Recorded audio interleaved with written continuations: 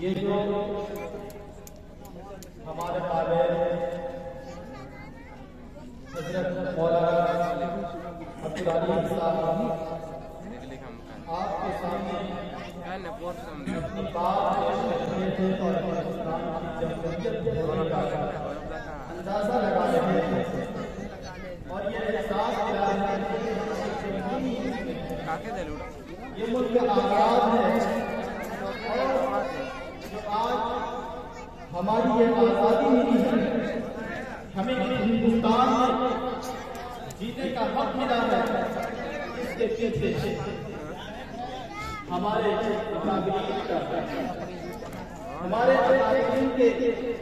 بے حد جدوجہد اور خون کی قربانی دے کر ہمیں آزادی ملی ہے۔ یقیناً جب گلستان کو خون کی ضرورت پڑی، جب گلستان کو خون کی ضرورت پڑی تو سب سے پہلے ہماری یہی ہے ہمارا تاریخ، یہی ہے ہمارے اتحاد، یہی ہے ہمارا اتحاد۔ معزز سامعین،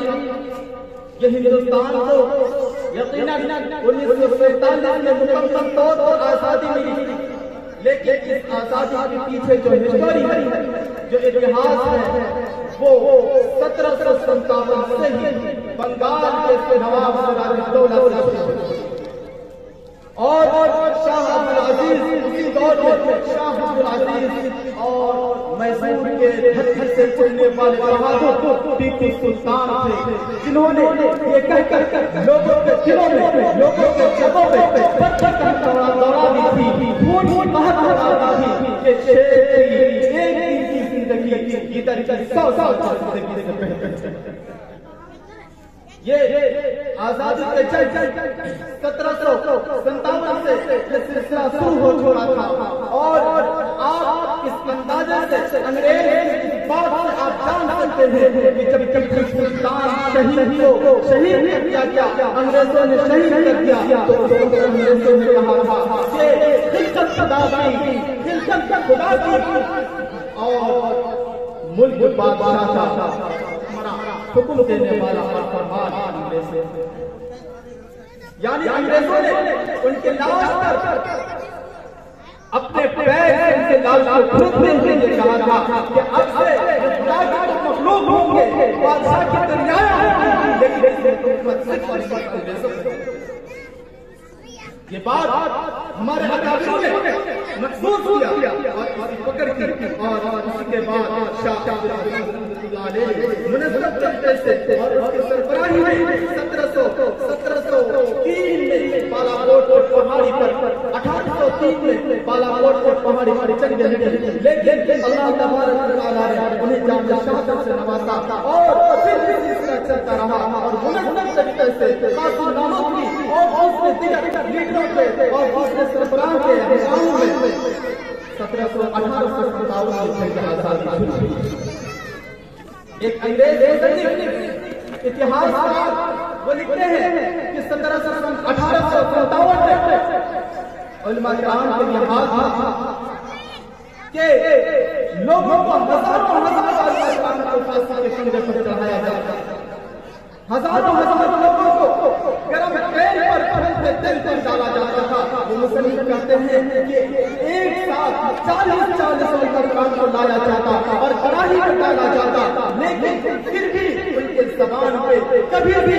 ہندوستان کے خلاف ایک شبد نہیں نکلا تھا۔ جیسا کی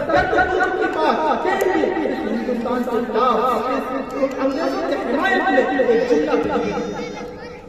میرے معزز یہ ہے ہمارے نام کا اور ہمارے اکابرین کا جدوجہد اور ان کے محنتوں کا کاوش کہ طرف کے گلوں میں طرف کے گلے ملے رہے جیسے طرف کے گلے ملے رہے جیسے بڑے بزرگ کا میرے جاتا بڑھنے والوں کا زبان کاٹ دو یا میرا سر اڑا دو زبان کاٹ دو یا میرا سر اڑا دو نہ بدلے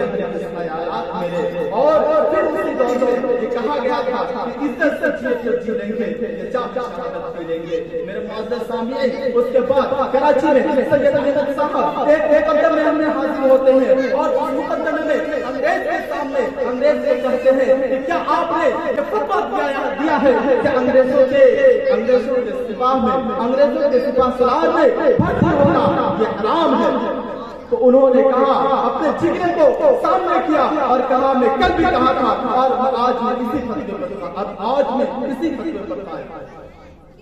ہم تمہاری ڈنڈیوں سے خوف کھا سکتے نہیں ہم تمہاری ڈنڈیوں سے خوف کھا سکتے نہیں ایسے کہ ہمارے علماء کرام میرے معزز سامعین انہی کے خون سے یہ سینچا ہوا ہے یہ بھارت اور آج ہمارے اتہاس کو ہمارے ہسٹوری کو بھلایا جا رہا ہے میرے معزز سامعین اس کے اتہاس اور اس کے تاریخی بیان کرنے کے لیے ہمارے بڑے بڑے موقر حضرات تشریف فرما ہے اب آئیے میں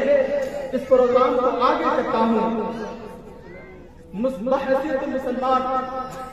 ہماری پرانی روایت رہی ہے اور یہ پختہ روایت رہا ہے کہ کوئی بھی پروگرام ہو اس پروگرام کا آغاز اللہ تبارک و تعالیٰ کی حمد و ثنا سے کیا جاتا ہے جس ذات واحد نے آسمان و زمین کو صرف 6 دنوں میں پیدا کیا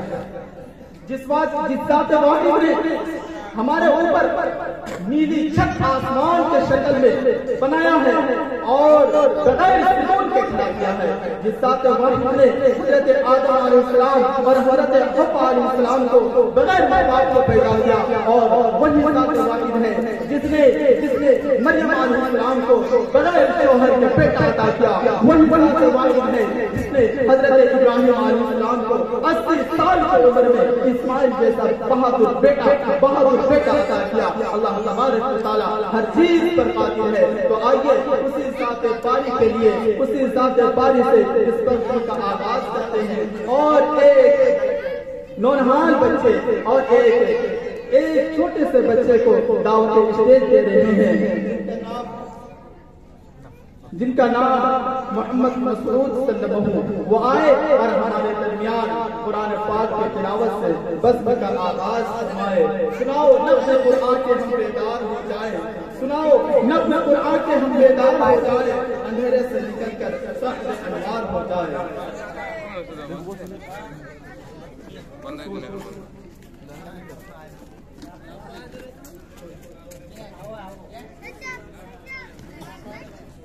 صحرا میں جنگلوں میں بیاباں میں پڑھو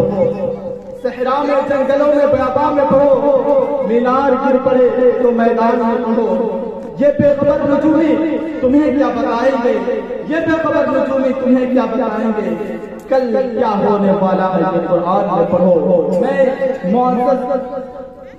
چلیے ماشاءاللہ میں بڑے احترام کے ساتھ دعوت اسٹیج دیتا ہوں محمد مسعود صلی اللہ علیہ وسلم کو